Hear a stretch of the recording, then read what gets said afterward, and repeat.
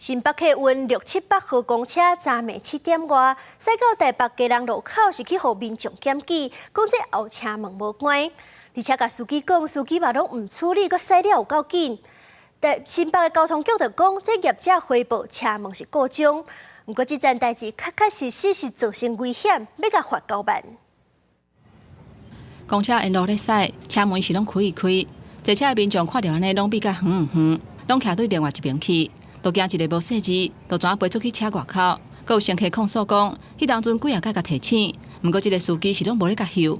经过几啊站，门拢无关起来，无论是行直直或者是转弯，拢批真凶。就是跟司机大喊说后门的车门没有关，我想说他是不是忘记还是怎么样。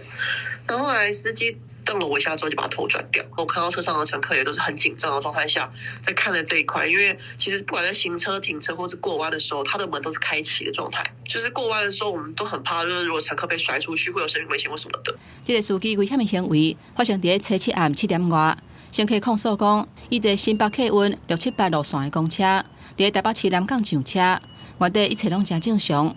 不过到基隆路口了后，就开始门拢无关，就算几啊届去甲反映。这个司机嘛拢去放，一直到驶到双仁路口的时阵，伊怀疑司机看到路邻几下的交通警察，才甲车门关起来。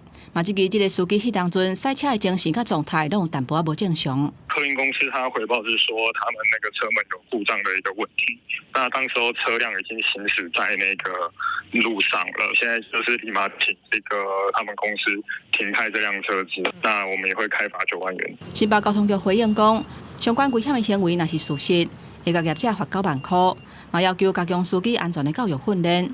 不过，这个涉案的公车业者，伫结果进前拢讲，还阁伫了解状况当中，无法度得到回应。